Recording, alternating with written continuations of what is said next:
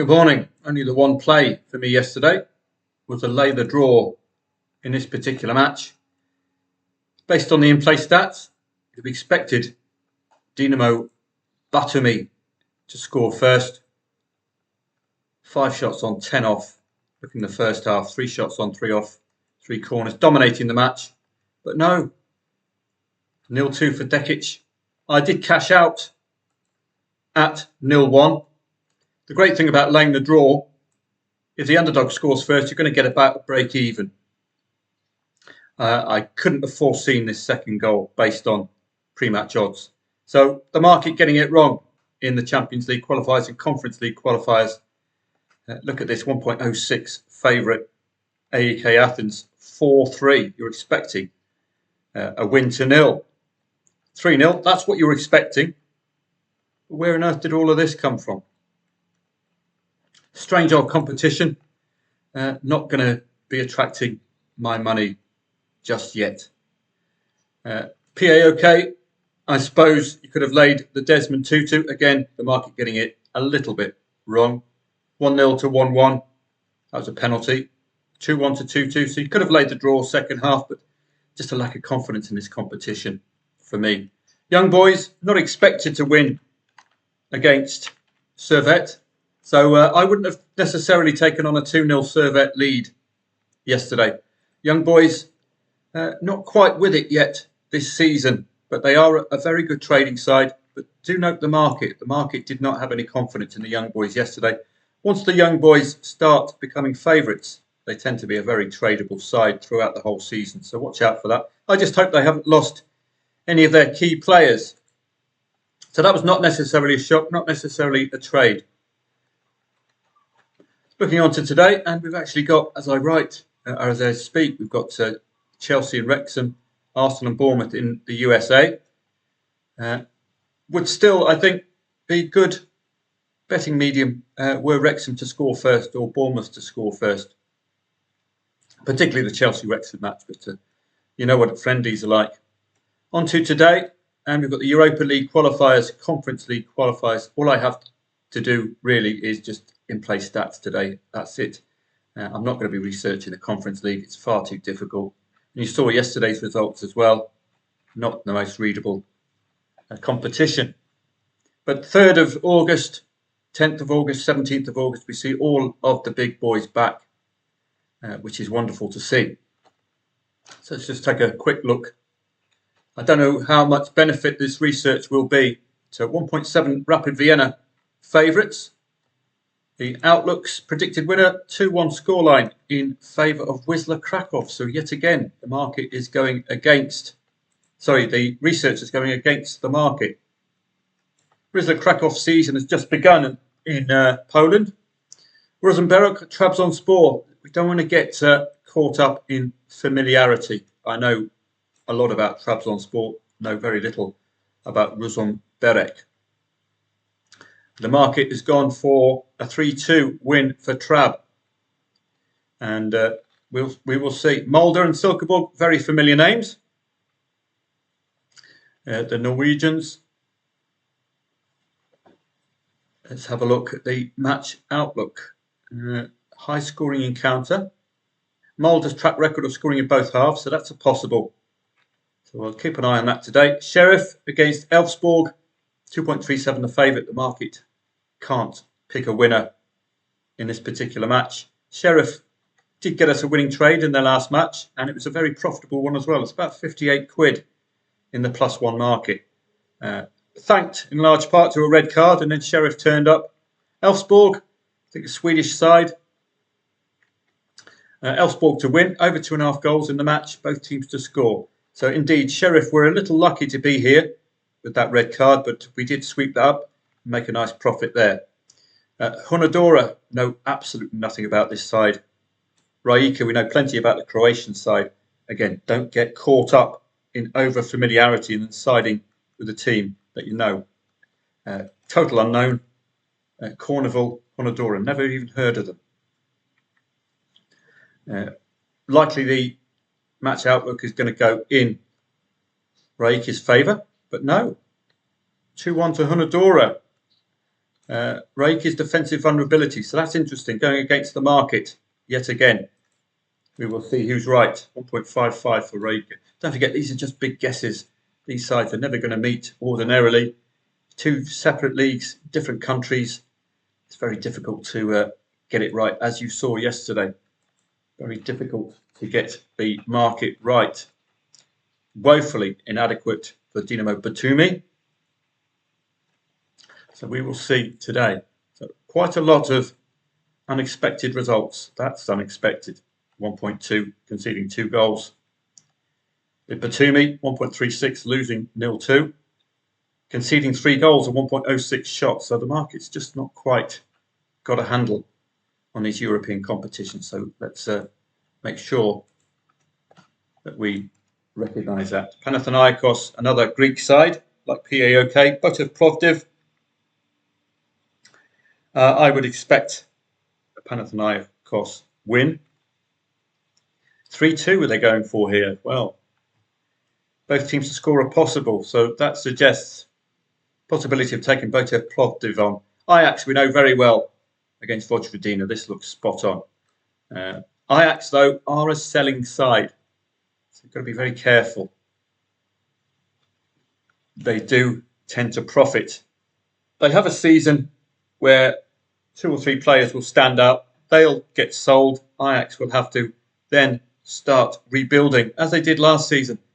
They had a woeful first half of the season last season and then really clicked into gear for the second half of the season. So it's a strange one. They are what I call a selling side. Over 2.5 goals, both teams to score. Ajax to score in both halves. So we'll see what kind of a mood Ajax are in and what kind of players they've got. Have they got Mr. Brobby, usual centre forward, or has he been pinched? We know all about Kilmarnock, the Scottish SPL side. Cercle Brugge, their season is just beginning in Belgium. This is very difficult to unpack. Again, these sides are never going to meet each other ordinarily. Kilmarnock to win 2-1. So the research is going for some of the outsiders today. Braga, we know very well from Portugal. But how about Maccabi Petah Tikva, one of the lesser known Israeli sides? They could surprise. 3-2 win for Braga. Again, that's not quite in keeping with the 1.11 quote, is it? That's suggesting 3-0, 3-1, any other home score. So we will see who gets this one right. I'll be on hand throughout the day today. Just have to sit on my hands, basically. The proper football, inverted commas, starts on the 3rd of August. August is basically when we start the season proper. But I'll be around from, it looks like 4 o'clock today. Again, the Finns, KUPS, we know very well. We know Tromsø from Norway, but the market just slightly favouring Tromsø. And it's very difficult to gauge these two sides against each other. Yes, KUPS, best side in Finland. It's old Noah playing today. Part the arc, as he did in his last match. And see what we can get on. We've got FC Copenhagen. They're playing Magpies of Gibraltar. The Gibraltese sides gave the Irish Republic sides something to think about, but I doubt it. Copenhagen have started the season very brightly in Denmark. Comfortable win to start the season. Likely to win again in their next match. Brøndby, stand out as well today against a Kosovan side. Djurgården from Sweden did have I think they had a poor run last match, maybe with this one in mind. So lots of familiar names here. Hajduk Split from Croatia, season yet to begin in the Croatian H101 League. St Mirren, St Pat's of Ireland, Klein Vaduz of Liechtenstein. Not given much chance, are they, St Pat's? Just shows the weakness of the Irish Premier Division. Osijek, Ghent from Belgium. Lots of familiar names, so I hope the in-play stats will come to bear today. As you can see, they're working well for these friendlies. 2 shots on 3 or 4 corners for Chelsea. This is the kind of match I really prefer. In-play stats, reasonable. No doubt you know the two teams. In this case, it's very difficult. But we've got a few familiar names. Maccabi Haifa, Zurich playing Shelburne. That's an interesting one. The Swiss side, Zurich, playing the was first in the Irish Premier Division, Shelburne. So I will be around from 4 o'clock onwards. I don't think there's any other football today. We just have to be patient, I'm afraid. Just wait for this wind to blow over and for all of the main leagues to come online, and we'll have some fun and we'll make some money. The Olympics was very difficult yesterday. Again, I think the market's having real trouble trying to unpack the Olympics, because this is not Argentina. This is an Argentinian under-23 mishmash side. Look at Uzbekistan drawing with Spain 1-1 before the Spanish got the win. Egypt couldn't score at 1.2. Guinea at 1.83 couldn't win. Ukraine at 1.91 couldn't win. Then we've got an evens favourite, Japan, but we've got a red card there. 1.36 France, that's the only real odds-on favourite who delivered. This was had extenuating circumstances, so this could be a competition for laying the odds-on favourites, it seems. Very difficult for the market to get a handle on these matches. So ladies today in the Olympics, I'm going to be even less keen to play that. Lots of odds-on favourites again. Probably a high goal count, I would suggest, which is the general rule with the women's football. You tend to get over 3.5 goals, over 2.5 goals. Let's just have a quick look at the likes of Canadian women. Well, there we go. Suddenly blown out of the water my idea of over 2.5 goals. There we go. This is more like it. Plenty of goals. In head-to-heads, well, a 1-0 last time these two met in 2021. It just shows the difficulty in the ladies' game. 5-1 in 2021, and then a 1-0, but it's very tight. Only four days between matches. I'll certainly be about for, let's have a look, 5 o'clock, I think. 4 o'clock or 5 o'clock. It's got to be an in-play stats day today. It's as simple as that. Even Batumi tempted me in with their in-play stats yesterday. They were dominating. But a nice neutral play in laying the draw. I actually forgot to cash out yesterday. Naughty me. What I should have done, if you lay the draw 2.9, once Dekic scored the first goal, the draw odds would pretty much break even. And I should have got out for the £6 loss. But once you get a 0-2, of course, it's a guaranteed profit. You've got to cash out at a 0-2 if you've laid the draw. So I backed out off at 9.8. But I should have got out at the initial 0-1 to Dekic, because the market's expecting Dinamo Batumi to actually equalise. So I'll see you throughout the day today. I do hope there's going to be something for me to pass on to you. But as I say, if you just look at the calendar, we're about a week and 2 days away from the start of the season proper. So have no fear. 3rd of August, 10th of August, 17th of August. These are the 3 critical days which brings all of the major leagues back online. By the 17th... This market is now in play. By the 17th of August, you're going to have Italy, Spain, the Netherlands, all of the England leagues, Portugal, France. I think the French will be returning. You'll have the secondary leagues as well, Bundesliga 2, Italian Serie B, French Ligue 2. They're all very tradable leagues. And what I'll be doing in the meantime is trying to formulate the newly promoted, newly relegated. Paul Dunwoody did an excellent job last year. Hopefully I can replicate that. It's important to know your newly promoted and newly relegated side. It's also important to know transfer news. And you can find that in 2 ways. Soccerway.com. Click on the team that you are interested in. So we'll just pick a random site here. Wisla Krakow. This market has been suspended. And then you go up to the transfers here. and you'll see any major ins and outs, including new managers. It's also transfermarkt.com. That's an excellent website for transfers, and you can go buy England or buy whatever league you want. So Aston Villa, Moussa Diaby could be a big absence. He's gone for a bit of a payout here in Saudi Arabia. Crystal Palace are losing David Ozo to Derby.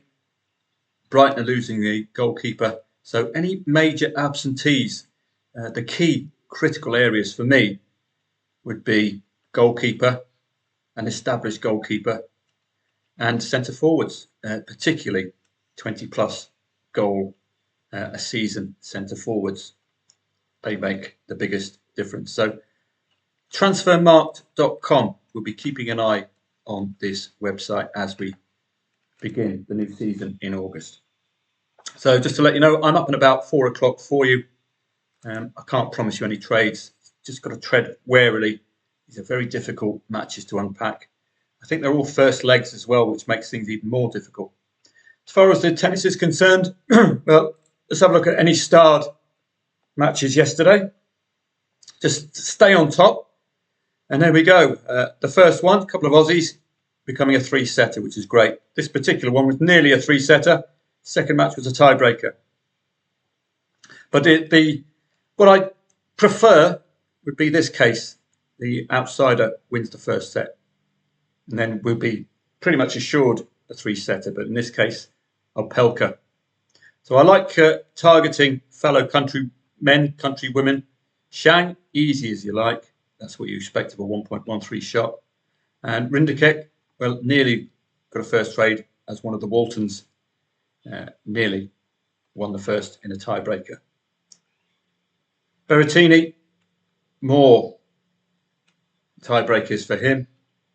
And Baez, 1.33 favourite, playing a fellow countryman, but far too good. Again, what I like to see, and you could formulate a strategy from this, if you've got two fellow countrymen, countrywomen, and the underdog wins the first set, you could be assured a three-setter.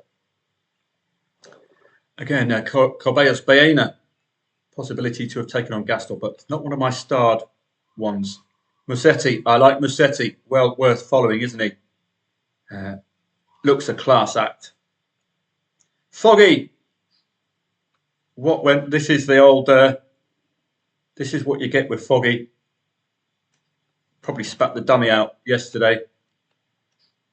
He does have a bit of a fiery temper. I don't know what happened here with old Foggy. Maybe his knees went go. He's had a brilliant run coming up to this. So a surprise to see him so comprehensively spanked. This is an injury concern or a mental breakdown. Probably the latter when Fognini is concerned. There's my old, my future ex-wife, Chloe Paquet, losing the first set, wins the second, wins the third. Take note when she's favourite because she's winning when she's underdog. Brilliant player. That's the kind of battler you want, and you wouldn't be messing with that. So watch out for Chloe Paquet. Moving on to today, for the tennis at least. Again, just choose matches which resonate. I like Australian favourites, just like the mentality from the Australians. They just don't give up, do they? Possible three-setter here. 1.91 the favourite. David Goffin continuing his recovery. He's playing an Australian as well. So I would be looking for a tight match here. Berrettini. More tiebreakers. 2 tiebreakers yesterday. Elsewhere, let's have a look. Zeng got rid of Foggy, as we know. Rublev, always entertaining. He's another one who can blow a gasket quite easily. He'll have to stick with Musetti while he's in this vein of form. Stick with Musetti. That would be about that. We've got Czech Republic players in the Czech Republic, so keep an eye on Freck. She might be, Samson might outperform or perform above expectation given she's a Czech player in the Czech Republic. I think I've got the flags correct there. So that would be it for me in the tennis. As far as the football's concerned, 4 o'clock. And I'm looking forward. A few weeks' time, we're going to have these kind of matches. Familiar names, reliable strikers who score, readable matches. Not quite getting that with the Conference League and Europa League, but in-play stats will be a key today for those. And I'll be on hand, as I say. 4 p.m. for KUPS, familiar name, against Tromsø, but the market, again, finding it difficult, the bookmakers, to price up these matches. Have a great day, and I'll see you telegrammers from 4 o'clock onwards.